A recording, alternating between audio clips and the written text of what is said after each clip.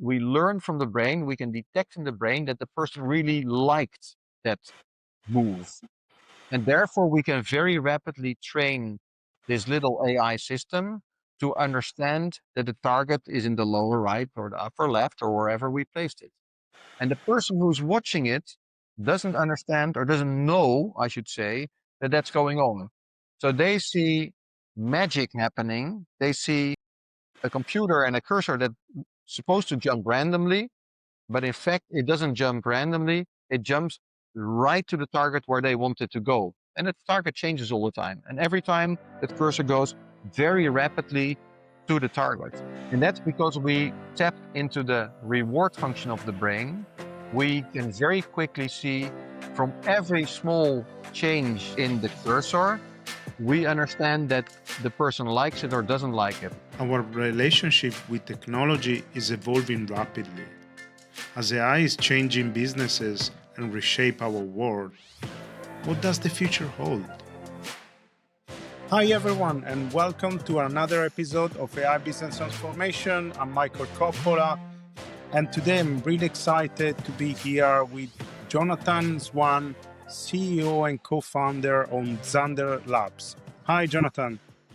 Hi, Michael. I'm very happy to be in your show. Thanks very much for inviting me. Thanks, Jonathan. Really excited to dive into your journey and how you have came to work and develop this innovative technology like non-invasive brain computer interface.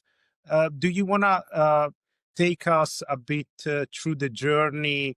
How have you been founded Zander Labs, and how did you get into this field?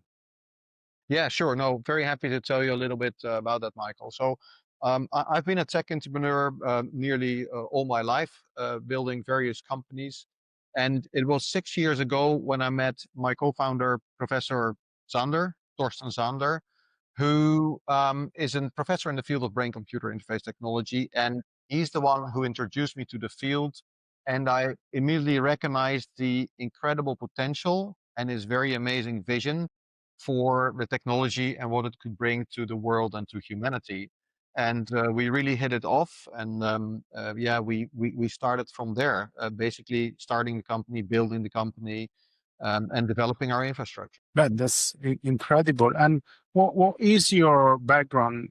Are you coming from a technology background, I'm or? a geoscientist by background, so I used to look at acoustic wavelets in the deeper subsurface and process these. But I've built with partners and others various software and other deep tech companies over the last 15 years or so.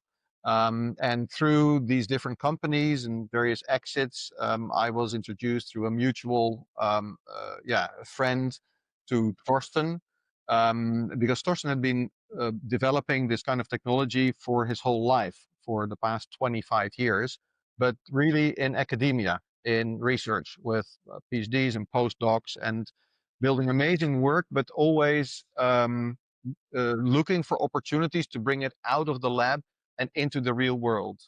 And that's what I've been doing over the last many years, is looking at complex technologies, deep tech technologies, and working out ways to bring this to life, bring these to real environments, and making these successful technology companies. And that's why we really hit it off. We had quite long, in-depth conversations about the topic. I had to learn a lot about neuroscience, neurotechnology, brain-computer interface technology, because that's not my original background, but was very quickly intrigued, and have been studying it ever since. And I'm still amazed at what is possible and what we can understand and learn from the mind without us making any true effort. A lot of information is locked in there, currently not being used. And for us, we're looking at making this human intuition, feeling, perception, intent accessible to machines around us. And that's been a really fascinating road ever since. That's really, yes, fascinating. And do you want to explain us in simple terms how how non-invasive brain-computer interface works? Yes, yeah, for sure. Maybe I have my little friend here with me. Oh, Maybe I wow. can put this on my own head as well. Yes. Maybe you should have Yeah, done yeah. that.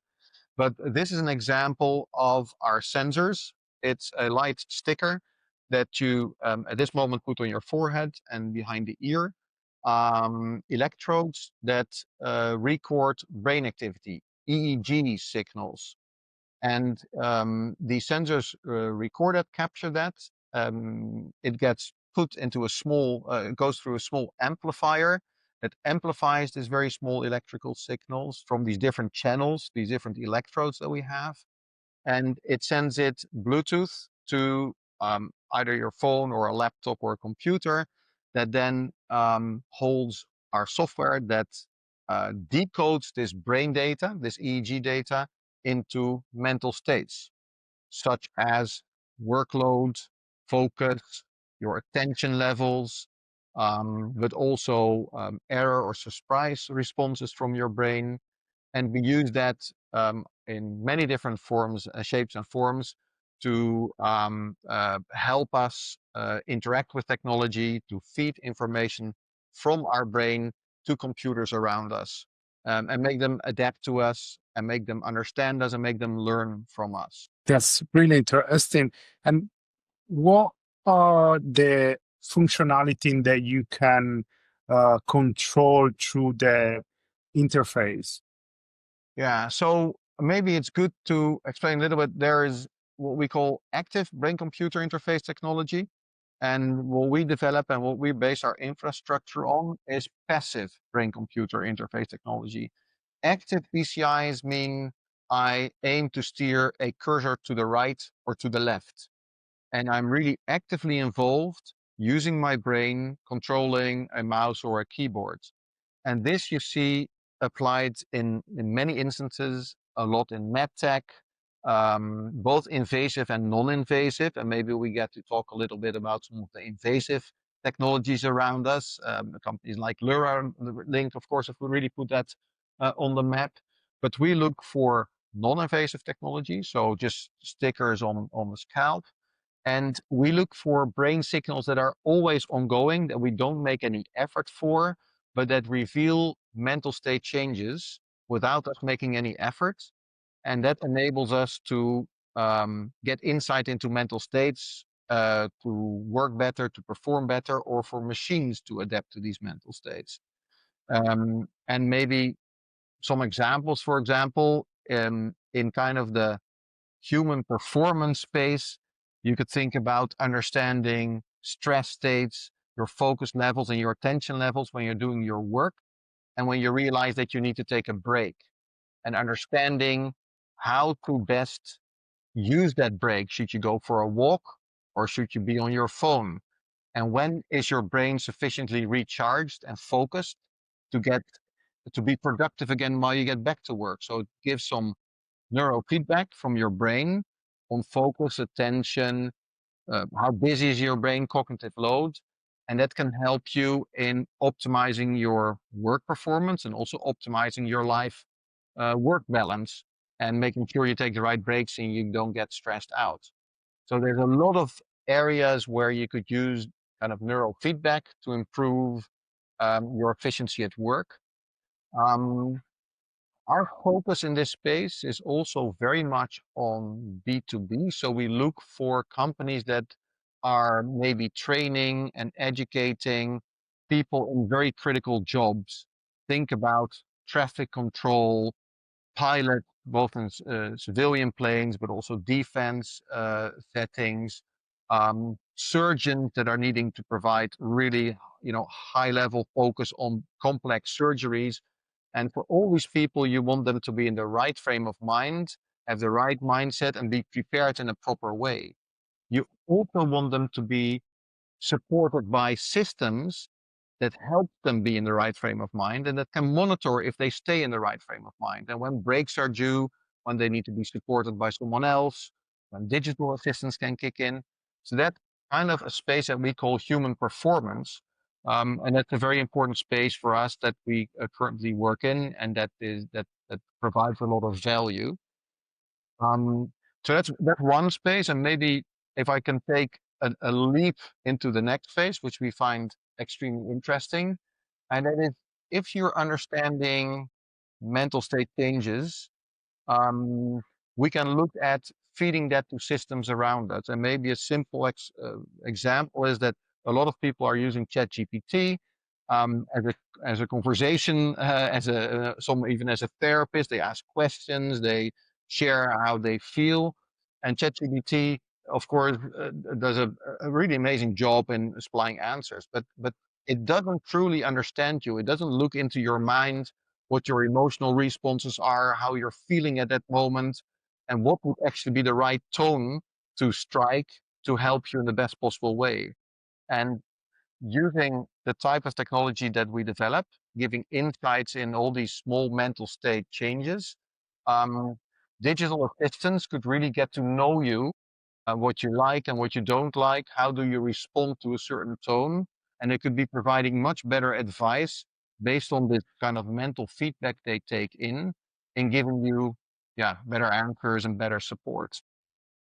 That's, yeah, incredibly interesting. And actually, now that you explain me more in detail how it works, I think there is also some synergy on what we are working on. We are working on AI coaching agent for every employee.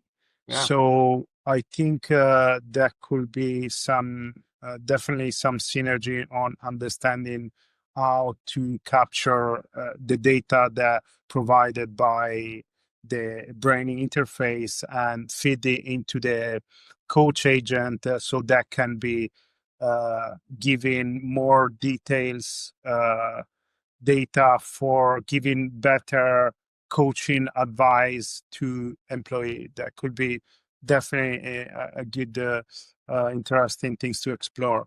yeah. Um, I mean, but absolutely. I think it's a super interesting. Sorry, I think it's a really super yeah, interesting, Michael, and that's very much a space that we want to further explore and where we see a lot of opportunities. And maybe if I can, we can also park it. But maybe the second component, just to talk about it just very briefly, um, is that we see opportunities in training AI systems, not just digital, but also physical AI systems. And there's currently a lot of focus on that as we see both digital assistants, but also physical AI coming into the real world and interacting in the same space as we're daily walking in, driving in, and working in. And we see this coming at us very rapidly. And we're really looking to build infrastructure that would allow the robots, autonomous systems, and semi-autonomous systems that are going to be in our lives to live understand us and learn from us how to deal with us. So we're both on the digital AI training and feedback as on the physical AI, which is moving incredibly rapidly. So that's also a very important space for us. incredible. And Jonathan, can you also control? So is that in and out of so you can you control a device through using the brain interface, the non-invasive brain interface, or is more about capturing the data of the activity from the brain? Yeah. So no, I think it's a very good question, and so we are not focused on the direct control, but there's lots of technologies that do focus on direct control. And the most famous cases are some of the implants that we've seen, right? Some of the invasive technologies, and there are amazing breakthroughs in that space. Also looking at speech and motory controls and giving people with, certain who are impaired and who cannot speak or who cannot move or paralyzed, giving them their life back, or at least a huge step, and has huge impact.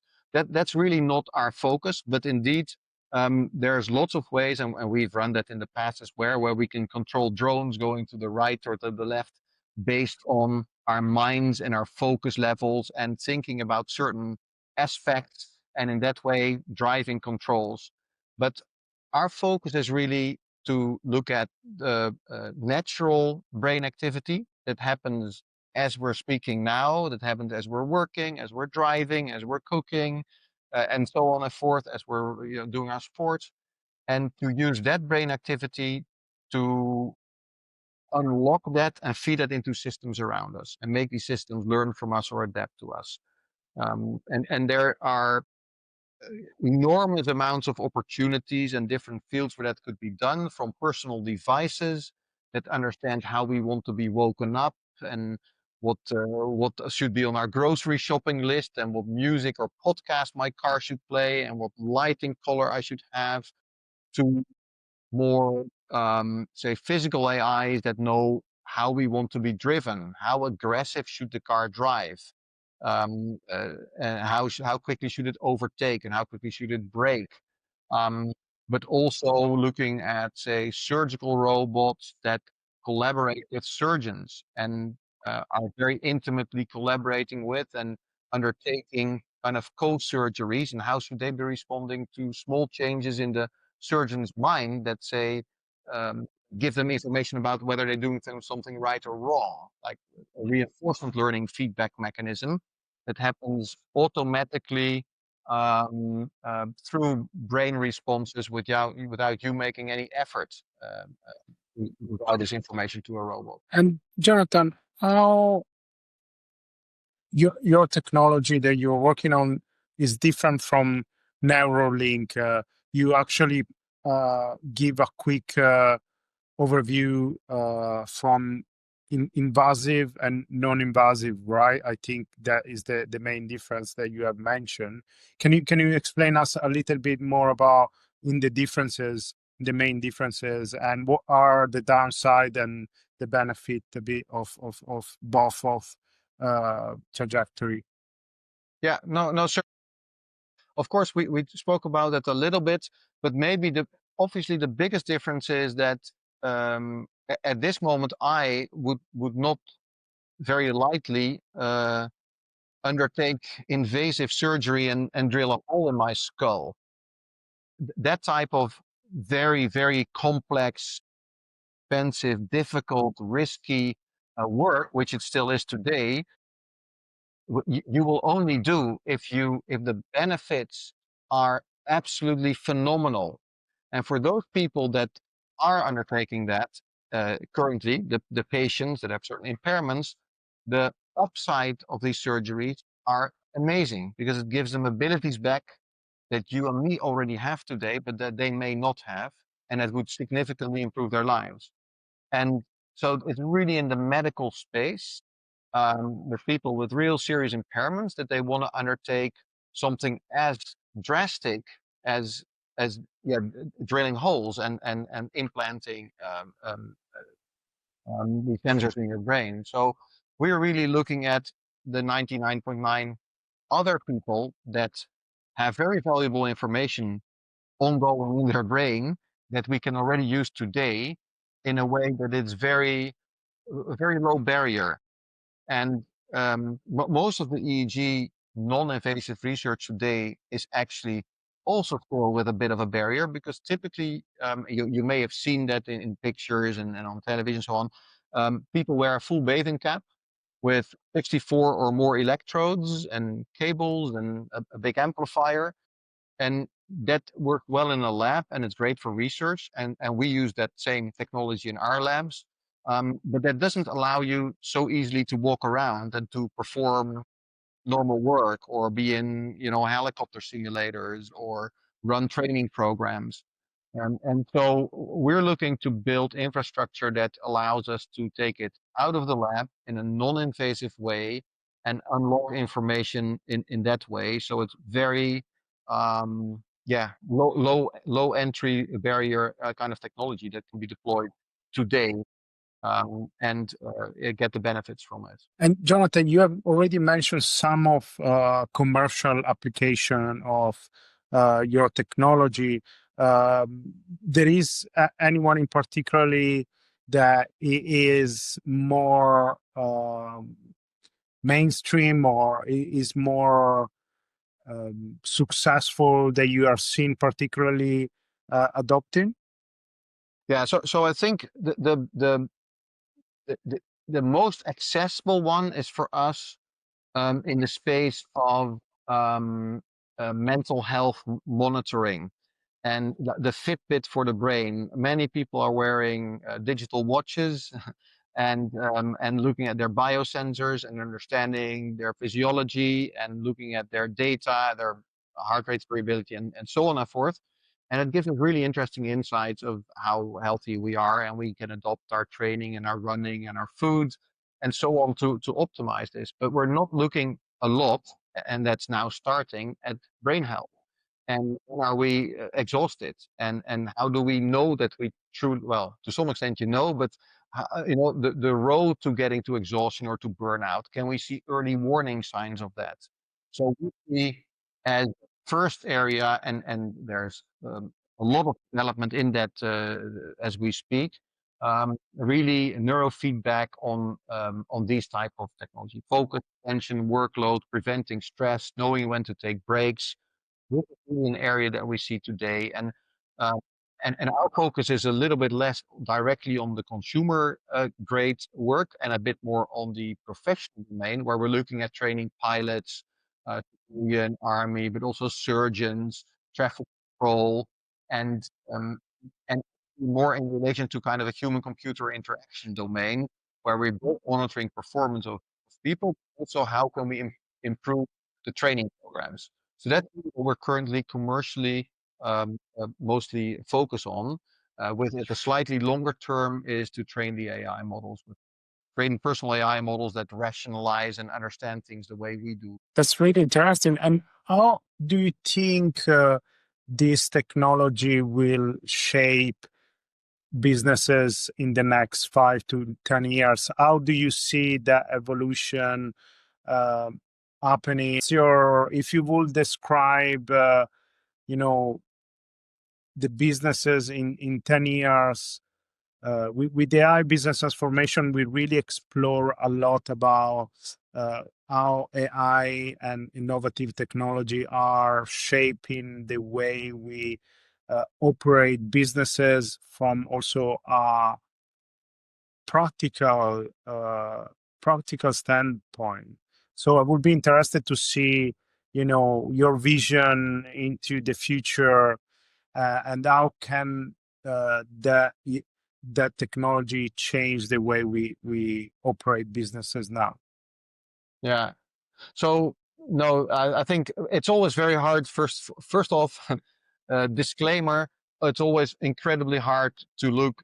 I think this kind of this kind of time period ahead of us, and I don't think even in the early days of, say, AI developments and then the early LLM models, I do not think we could have predicted 3, 4, 5 years ago how big, fast, and impressive the LLMs would be, and what we could do with that. So, big disclaimer: I think incredibly hard to look ahead, and it's moving.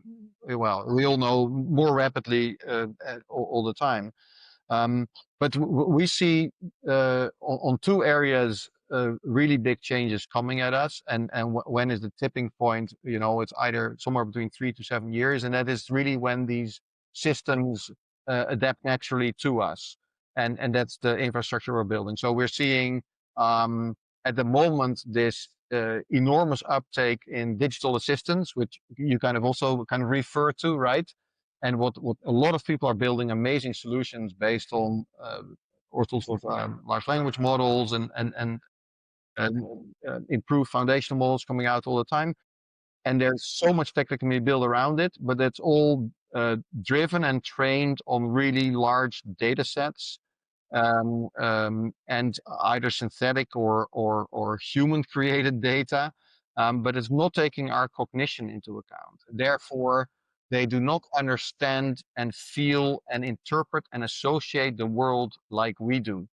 And we believe that with opening up um, the mind and providing deeper access to what goes on in our mind, and small changes in our mental states, we can provide these systems with information that will make them understand and associate and interact with us in a much more natural human way, in a more human compatible way, or human aligned way than the systems currently are. So we see that as a real additional space. We would say we add human cognition as a new modality to AI systems to make them more aligned and more compatible, and therefore more naturally understanding our needs, more naturally adapting to what we need, um, and really supporting us in everyday life, in work and at home.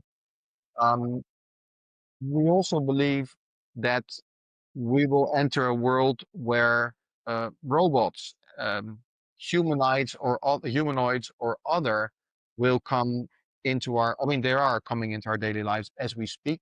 We see that going ever faster, and currently these robots, they're really trained, but not on us and on us personally, and they don't know our personal space. They don't know our preferences. And we see that we're creating highly personalized AI models that we carry with us, that understand us, that rationalize like us because they've learned from us. That, sorry, is that my mic that is making that sound all the time? Yeah, it was a little bit noisy. Oh my, no, no, I think it's your one. Yeah, yeah, yeah, yeah, Is that better now? yeah, yeah, yeah. Yeah. Okay, sorry. Another one. Can you ask me that second part again? Where we were. Oh, Yeah, sorry. No, I know where I was. I hope we can cut this messy bit yeah, out. yeah, of course.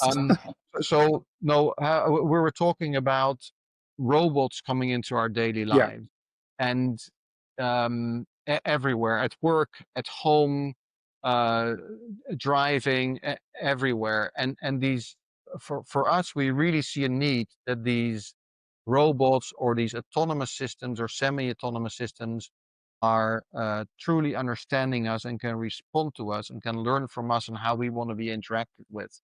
Um, and a lot of tasks will be happening kind of unsupervised and autonomous. But there will be times where we as humans want to step in and make modifications or changes or become in the loop again. And that interaction of when we go back in the loop in autonomous systems and when not can be driven by BCI technologies. And they can understand when, and they can pick up from our brain when the autonomous system is doing things and actioning things that we're not quite in agreement with or that we'd like to see change. So autonomous systems and bringing humans in the loop and making these autonomous systems work better with us, understanding when we should be in the loop and when we don't need to be in the loop, is something that we see largely controlled by the type of infrastructure we're developing. This is not happening next year. This is technology that's being developed as we speak. incredible. And that well, it was strangely it makes a bit of a strange noise, right? I just hold it in my hand. Let me hear. Can you speak? Yeah, 1, 2, 3. It's a little bit far. What, you want to try a little bit higher? I'm gonna try this again. Yes. Yeah. Is that better? Yeah. Yeah. Yeah. Better. Okay. Yeah. All right. Let me have a look where we were. So we've been talking about, yeah, next evolution, how businesses are gonna also operate, and yeah, autism. Okay. So, Jonathan, what is one of the most unpopular opinion about non-invasive brain-computer interface? I'm not sure if there are a lot of really unpopular bits about this. Um, um, I would say that maybe a big confusion is that people think we read minds. And the technology we develop does not read your mind. We cannot word by word understand and monitor and detect what you're thinking. We are really uh, decoding and understanding your responses, your perceptions, your reactions to what happens around you. And from that, we can understand how we can adapt things and how you're feeling and how you're doing, but not reading your mind. So this is, yeah, this is maybe sometimes a misconception. where people, if they see what we do and we explain kind of superficially what we're after, we use terms that we unlock information from the brain, we give access to intuition and responses from the brain, people would quickly think, oh, you're trying to control me or to monitor me or to understand what I think. And that's not the case. So, but I mean, I think that's a misconception that is sometimes being put forward. And maybe secondly, also a topic that often comes to play is uh, how much do we then understand people, and do you want to give that kind of information in the first place to systems around you? And what else can you read in this EEG data? And for us, it's incredibly important to build a system, and we I guess we call it privacy by design, maybe that um, that doesn't require an upload of the raw EEG data somewhere in the cloud to then use that with decoders and feed mental states into systems. But we develop a processing chip, an on-body processing chip that does the decoding, on body and not somewhere in the cloud, and that is controlled by the user. So you really decide which mental states you let go of and you feed into systems and which ones you don't. And there's no EEG data that you have to give to any company in order to get some value out of it, because that raw EEG holds a lot of information, and ever more so information. As we are studying brain and brain responses through EEG data, we're learning more and more, also on the medical field. And that's really not information you would maybe so likely want to let go of. But that's also maybe important to mention that the price of these kind of things is really critical, and we should all be aware of. And we see it also as a task to talk about it, to disseminate knowledge on what the technology brings and what it can do for you. So there's also a much better and broader understanding of how you could use it and how maybe not to use it. That's, yeah, really interesting. Jonathan, do you think this technology will at some point be mainstream? So going more into the B2C side? Or do you think it's always going to be staying more as a, B2B, so more for specific use cases? Or there will be a future where we can use this technology into the day-to-day life? Yeah, no, I absolutely think there is going to be a time where there's B2C. It's not so much our current focus as a business, but other companies are focused on that. And as the technology further matures, the devices become smaller, less obtrusive, and easier to wear. Um, I believe that whether it's in glasses, in the back of your glasses, or we see already headphones on the market today that record EEG data. We're looking at little stickers behind the ear. There are many different, and there's in-ear EEG devices. And of course, the smaller you get, the less spatial resolution you will record, the harder it is to decipher it and to do something with it. But science and companies and businesses are getting better and better at squeezing information out of these systems. And I absolutely believe that we will see um, lots of devices and wearables that will incorporate in one way, shape, form EEG sensors. I mean, Apple has filed patents for in-ear EEG sensors. Lots of other companies are focused on bringing EEG to daily life.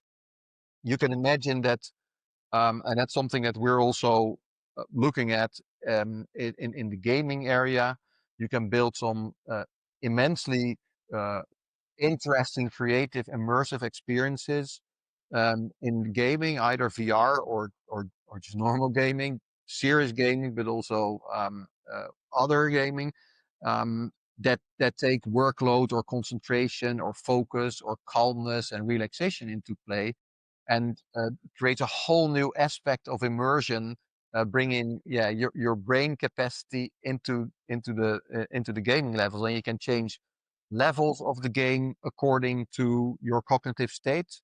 So you're always triggered and always on, and it doesn't get boring, it doesn't get too complicated. So you can optimize levels, but you can also, and we've seen many examples of this already. This is not sci-fi in the future. People are building this today, where we're looking at ways to use, say, anxiety levels or stress levels, or your ability to remain calm under stressful circumstances is something you can train in a game. And the calmer you stay, even at, complex situations, stressful situations, that could give you extra power in the game, either magic powers or other powers, or it could slow the game down. So there are lots of interesting kind of user experience design concepts that you could apply. And we actually also have a really small group in our company that is, developing lots of playful, fun, and serious kind of VR and other gaming elements that take, relaxation or anxiety or focus levels into these gaming environments. And again, this could be fun games. This could also be serious games. And we've had one person building a game that, for example, deals with anxiety problems when you're like in the waiting room for a doctor, where it's a beautiful fantasy environment, where focus and calmness impact the beauty of the landscapes. The stars glow stronger, the calming fire burns brighter. There's nice little twinkling lights in the forest that light up, and this is a very calming, has a very calming effect, and it really helps you to stay calm because you have this immersive environment that helps you to train yourself and to make sure you remain calm, and you get rewards for that. This is just a tiny little example of stuff that is built today and can be deployed today. So we can see in our daily lives this kind of technology as the wearables become better and easier to use. Um, Lots of different spaces for and lots of different applications. Yes, I really can see that also with the use of VR. I've been trying some of uh, relaxation app that they are super immersive, and I really can see how with the oh yeah, yeah. So I really can see how EEG sensor and your technology could be really creating a new level of data for these experiences, and make it more effective for giving better result, definitely. So incredible what you're building. Really excited. And Jonathan, what is the goal for Zander Lab in the next 10 years? What is your vision? I like the time frame you set, Michael. 10 years. That's a it's a lifetime. But no, so we really see there's this space of a natural interface that allows us to communicate implicitly from us humans to machines, um, as a super exciting space. We think it's going to bring lots of productivity benefits and societal benefits in how we interact with machines and how aligned they are. And with Zander Labs, we want to be a dominant player in this field. We build infrastructure that we want the whole world to use to build better products, to create better lives, to build machines that help us better, that respond to us better, that are more aligned with us. So we really see us as a foundational technology and a natural interface, that is that we're going to put out there for others to build their solutions on. And we have a long way to go. We're a relatively small group, but building really exciting infrastructure, hardware and software. and we'll continue down that track, building, and we'll get better. We get better every day, every week, every month. We improve classification accuracies. We improve how the hardware becomes better and easier to wear and creates higher resolution data. So this is a journey that we're on, that's going to last some years. And we want to really ride this immense AI and human alignment revolution that's ongoing, and we believe we can play a really big role in it. Really exciting. Jonathan, we didn't speak a lot about what exactly are you building, the technology stack. Well, so you are building the hardware, the software, and what is your business model? How are you aiming to release this technology? Yeah, so a couple of questions, I guess, maybe one. So we built enabling hardware that consists of the sensors, the stickers, an amplifier, and a processing unit. And that is basically the hardware that translates brain activity into a basket of mental states, various mental states. And I mentioned them: focus, error, intent, attention, workload, these kind of mental states. And so next to the hardware, we built software infrastructure, a platform which holds the full pipeline of moving the raw EEG data through various classifiers to output in the end a mental state vector embedding, if you will, very detailed information on the mental state changes as a time series. So real time feeding into other systems. And we see this as a SaaS solution, as an infrastructure play, where other people will be able to use our hardware, or in the future, maybe also hardware for someone else, but use our platform to decode this EEG data into something that can be used to feed other systems, or to feed it back to the human as neurofeedback, to get a better understanding of how your brain health or your brain response is in different circumstances. And for example, that could be for your company to use that and incorporate in your assistant, giving certain advice based on personal feedback from our system. And we would license that indeed B2B typically, or B2B2C, I guess, to other companies. That's very interesting. So you have the hardware solution and the software that is this on the market? So No. No, not Yeah, yet. good question. Not yet. So what I just showed you on this little Yeah.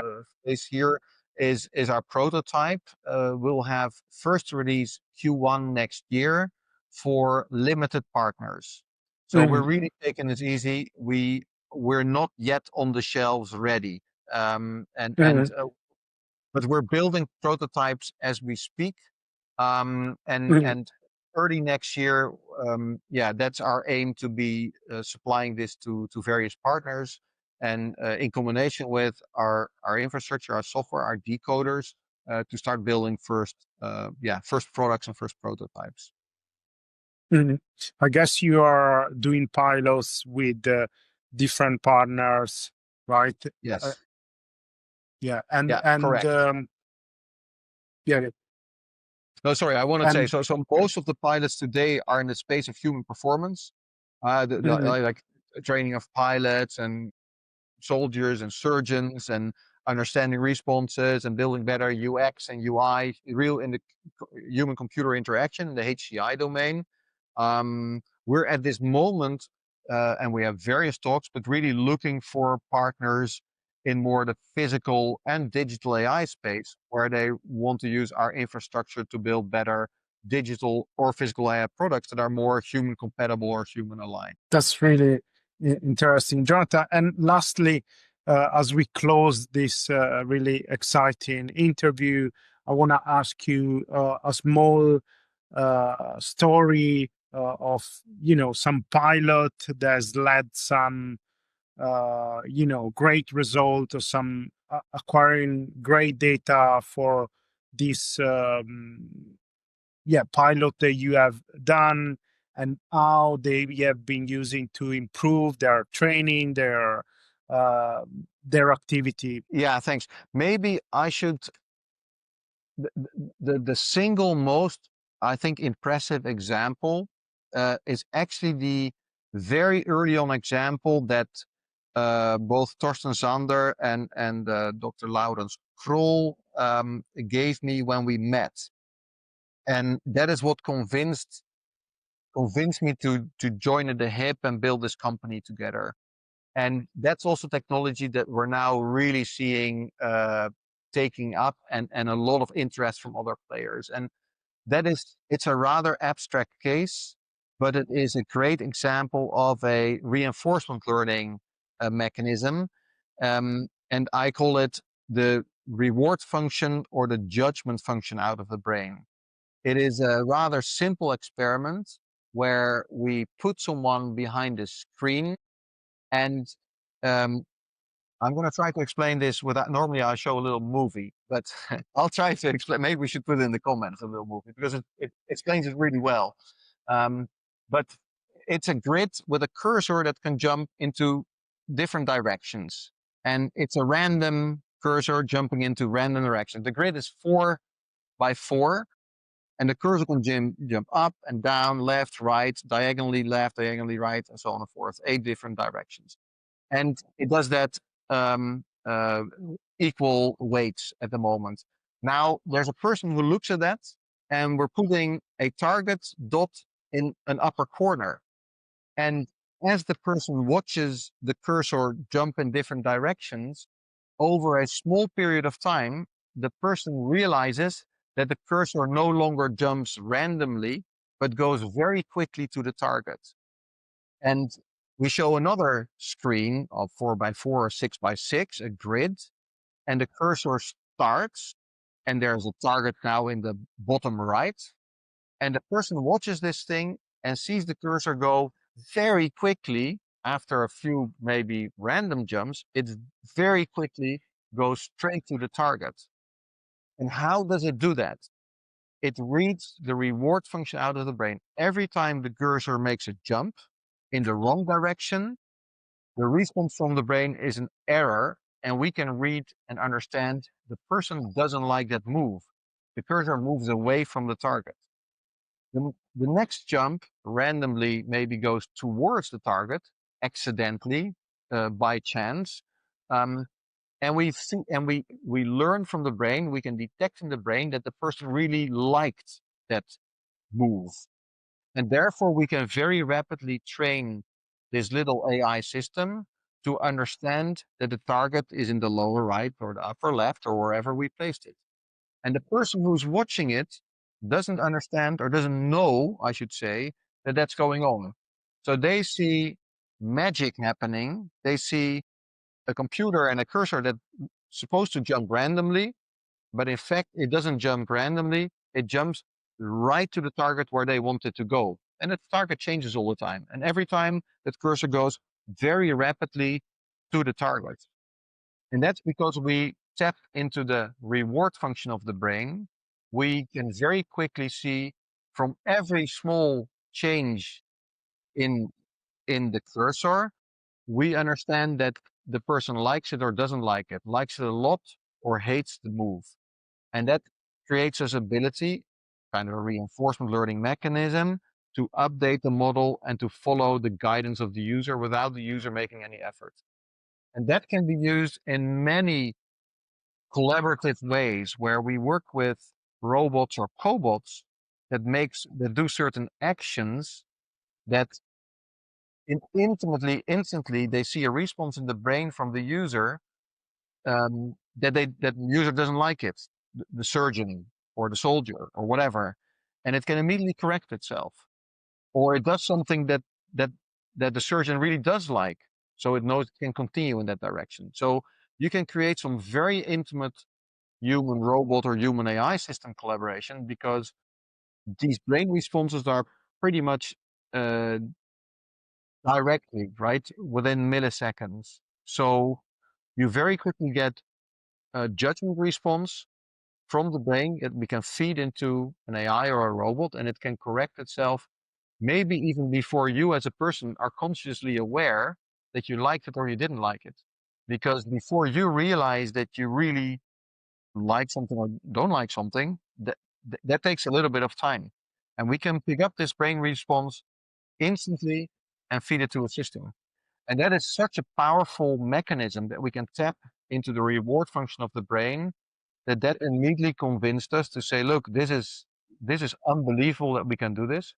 And we've been training this model ever since. So we've become extremely good at understanding very subtle responses from the brain in relation to what's happening out in the context.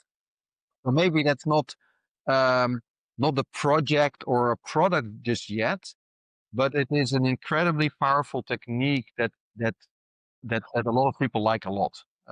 Yeah. Let me see if I understand correctly, because it's a complex to understand as well, how to describe it a bit more simply. So the brain has some activity, and you use EEG sensor to capture these activities in base of external interaction that is a video on a screen, and you optimize the activities to achieve an objective faster or Exactly.